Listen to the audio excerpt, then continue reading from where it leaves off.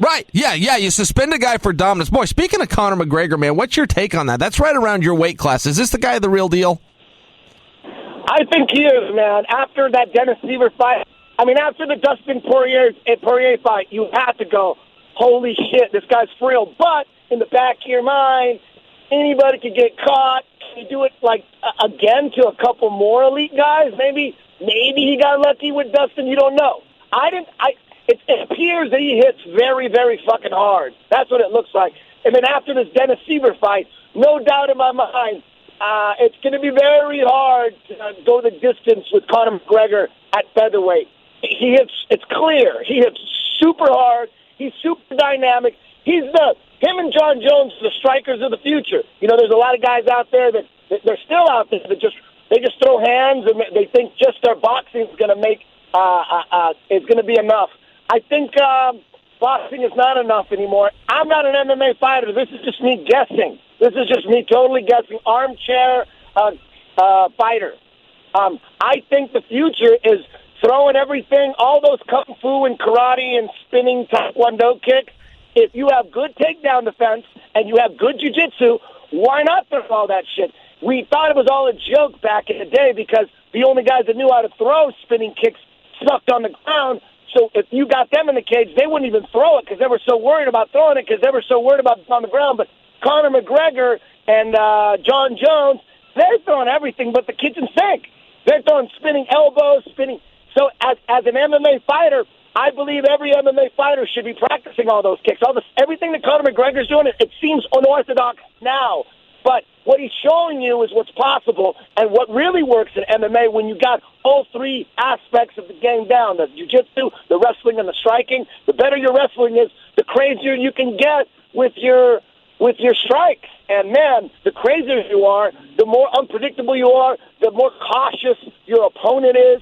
It's, man, I know Conor rubs people the wrong way with this trash talk, but I love that shit. And I've said it many times, Chael, I love your trash talking. It's a different style. Your trash talking is funnier than Conor McGregor. You're a lot funnier than him, and your trash talking is more intricate, more sophisticated. But Conor is calling motherfuckers out and calling rounds and actually doing it. That's another kind of trash talking. That's on another level right there, what he's doing. He's so goddamn confident, and now I see where the confidence comes from. He must be in practice. Nobody can take his shit. Nobody wants to spar with him. He's probably fucking. That's why he's so confident. He just knows he has iron anvils in his fists.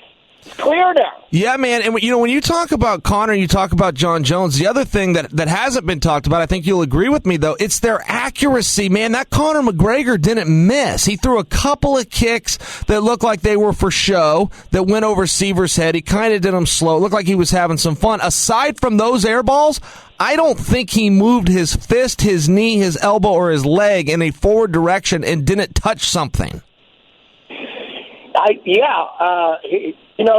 Just like you said, some of them spinning kicks, probably just little setups. You know what I mean? Just shove it to him, get him used to that speed, and then boom! So he looked absolutely ridiculous. I mean, Dennis Siver is you would consider him one of the best strikers in the featherweight or the lightweight division, both those divisions. You would consider him, if it was just pure striking, he would be in the top 10, maybe top 5 of both. That guy can really throw heat. And Conor McGregor out turning sidekick Dennis Siver. Imagine that shit. Yeah, no, it was incredible. And what I thought was the most telling thing, like if you're in that division and you're studying Conor, and you are, if you're in that division, not only because he's very good, but he's also the dollar signs of that division. And we haven't had anybody in that division that could draw. All the way back to the Jens Pulver days, there was nobody that was a big draw that could headline a card and sell it out until Conor's come along. So and that comes to your point about, talking his game and doing the trash talk and building up some excitement.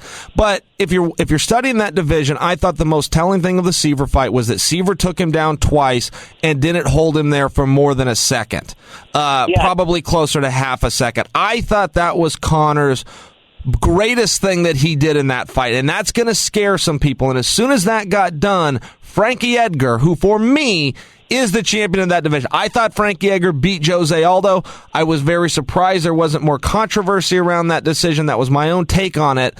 But I watched it in a room full of people, and we unanimously all had Frankie. But the point is, that was Frankie's takeaway. Frankie wasn't talking about the weird striking or even the conditioning or the pace or Conor's ability to cut off the ring, and he did all of those things. Frankie's takeaway was we saw something new out of Conor, and we saw how good his defense is for wrestling and how well he can scramble back up to his feet. And that's an intimidating thing, back to your initial point, that if you are good at staying off the bottom, if your wrestling is that good that you can get a little looser on your feet. Yes, absolutely. And, Conor came by my school one night. He was in L.A., and my school's downtown L.A., and he was here doing some UFC press. And he needed a gym just to hit. He needed to hit a bag, so he found my gym, which it's the Tap Out gym in downtown LA. That's where 10th Planet headquarters is located. And he came in and started hitting the bag in the middle of my class, and he didn't even know where he was at. He was just hitting the bag. And I looked over across the gym, and I walked over, and I'm like, "What the fuck are you doing here?" It's the first time I ever met him. And we met. We shot the shit. And the one thing that Conor did that. A lot of UFC fighters come through my gym, a lot.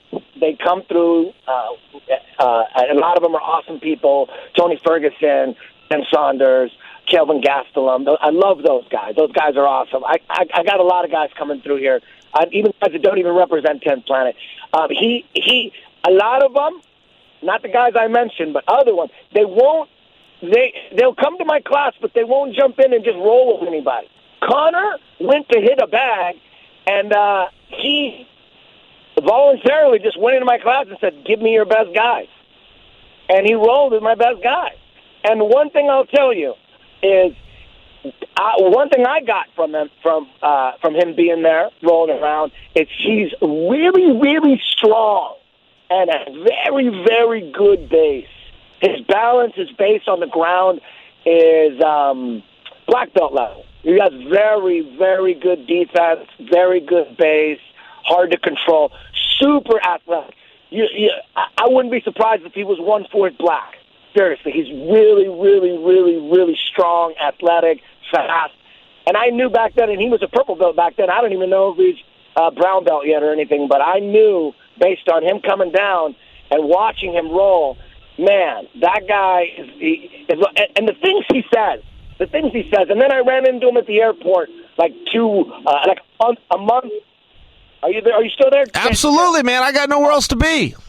Okay, then I ran into him about a month or two later at the airport, and we in Vegas, out of connection in Vegas. He was coming down to L.A. to do more press, and I got to talk to him for a few hours, man. It was very refreshing to hear from him. The stuff he was saying that most people, he may have said this already in some UFC countdown, but he was, I don't know, I may be repeating some shit, but he said he thinks most fighters are not training properly. They're just beating themselves up in training.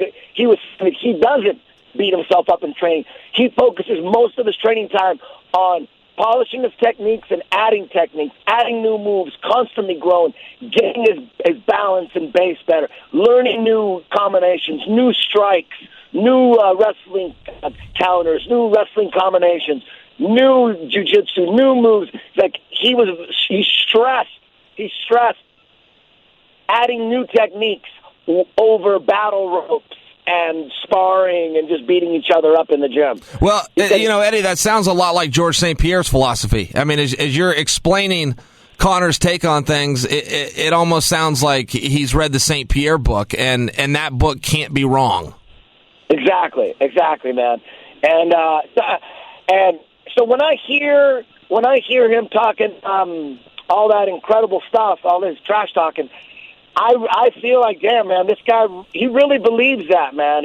It's not some fake shit. He really believes it, man. And he didn't turn me off at all when we were sitting there at the airport talking. Like you would think, because I believed him. Like, this motherfucker is going out there in front of the world in a cage, like all you motherfuckers, in a cage in front of the world on pay-per-view and going to war? What is scarier than that? Nothing is scarier than getting in the fucking octagon in front of the world, where if you win, it's like you're the king of the world for a few minutes right there. But if you lose, man, you lost the game, you lost the sport, and you got your ass kicked at the same time. It's a double whammy. You lose in football, fuck, at least you didn't get your ass kicked.